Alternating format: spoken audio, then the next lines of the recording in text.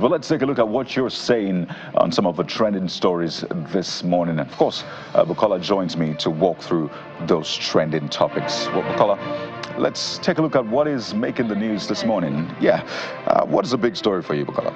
Well, it's the conviction of President Donald Trump, former U.S. president, and how this will affect the U.S. election. Oh, yes. Because many have expressed confidence that he seems to be set for another opportunity to win the election.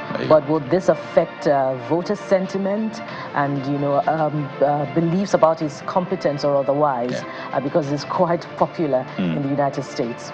Well, big one, absolutely. Polls were conducted before this particular verdict, but we'll see what will come up after that. They had put up a hypothetical sin that he was convicted, and he still had some overwhelming support, but if that will change, we will see. But let's begin with the major talking points that you have, of course, been putting word out on. And the first one, Bukola, is from George Popsy, and Nigerians are talking about, first of all, about, among many things, the attack in a Kaduna market where, according to the locals, many people were killed. But police have said that perhaps it's just one or two persons that died. But George Popsy is the first person talking this morning, and he says, who are these people always attacking? Where do they come from? Where are our security outfits? What are they doing? Big questions, there. Well, okay, Anne is the next one saying, when is this going to stop? Why are we not serious about this insecurity? State policing is needed, and needed urgently. We cannot continue like this. And Ark, Jude, James, and Taugu, quite a number of names there. He says, God, please heal our land. Well, amen to that. Let humans stop killing humans. Let's live in peace amongst ourselves. Let Nigeria unite. Give us good leaders that mean well for all Nigerians. A prayer there that we all need, but we must also do the work. Oh yes, absolutely.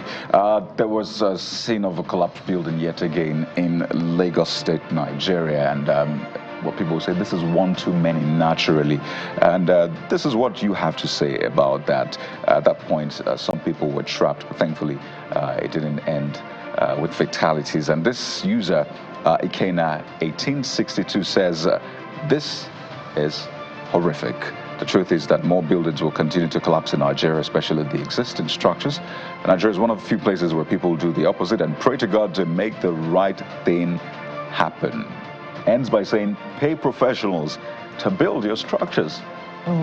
Well, this one is from Adewale, who says, those houses in Lagos Island continue to fall because residential buildings were converted to commercial ones. Houses that should ordinarily carry people now have warehouses and other businesses in the building. Sadly, I doubt that the government can correct the issues in the area. While it is difficult for us to verify this as a general pattern in collapsed buildings, of course, some of those that have gone down, as we go down memory lane, have had issues, of not securing the appropriate plan and, breaching the plan and then going ahead to perhaps build upon an already existing structure. So those issues, abound, and they continue to give cause for concern as we continue to witness building collapses. Absolutely. So it's important for government and the agencies of government and the workers to step up vigilance right here. But let's head over to Rivers State. Yes, Rivers State has been seeing different episodes of political drama, which some have said is not healthy for the polity. And this is the latest coming from the governor, saying he inherited 200 billion naira debt on uncompleted projects. So, yeah, that was said. But John Fields has the first one saying, but you were part of the previous government. Wonder why you didn't come out to say something then. Okay, well, there are different sides to this particular comment, but let's move on to the next one. Yes, indeed, Kari. This next one is from Femi, who says, every governor inherits uncompleted project. Hence, you were with Wike during the flag-offs. Just face governance. Enough of complaint. Okay, looks like there is a consistency in the responses. Orange Planet says government is a continuum. Complete them, start yours, complete some, and you'll also leave some uncompleted too. And from Camille Adebayo, who says, you're part of that debt because you were in the administration, I believe that's what he meant to say.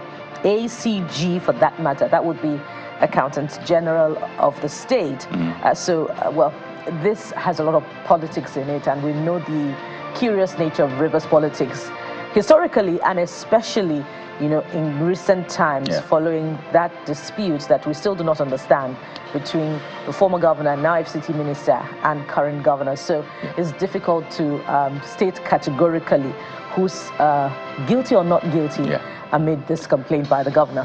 The only person who can make that pronouncement is the court, and they've since gone to court, and that's where we're headed next, because we know that the court has restrained the Amewule-led assembly members from parading themselves as lawmakers. So this is another chapter. Really, things are moving fast in Rivers State. So you see this one, Collins Arena, saying that all this keeps development away from the people, and I imagine you're talking about the back and forth, because governance and development may just be hampered by this. If the disagreement is for development, why impeachment threats? Name-calling threats to expose mismanagement and insecurity. Let's have a new House of Assembly elections, this user says. Fill the vacant positions, if any. It says, may Rivers State win. Well, Rivers State win. Yeah, that's instructive. This one is more of a reflection, and it starts with a rhetorical question. It's from Rotimi, who says, when will this Rivers saga end? The safety of lives and property of the Rivers people should be priority, and development of its communities should be paramount to the government and the other factions fighting each other for their own gains. Peace is win-win for Rivers. Well, there's a lot more that you have sent in, but here's what we'll do.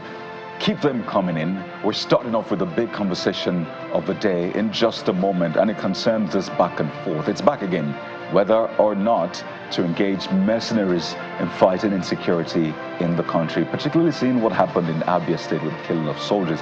And we've seen this across the board, the attack in Kaduna State as well. So join the debate right now, hashtag CTV Morning Brief, and of course you can send in your messages on WhatsApp. We'll take a moment and we'll start off with that very important conversation, so stay with us.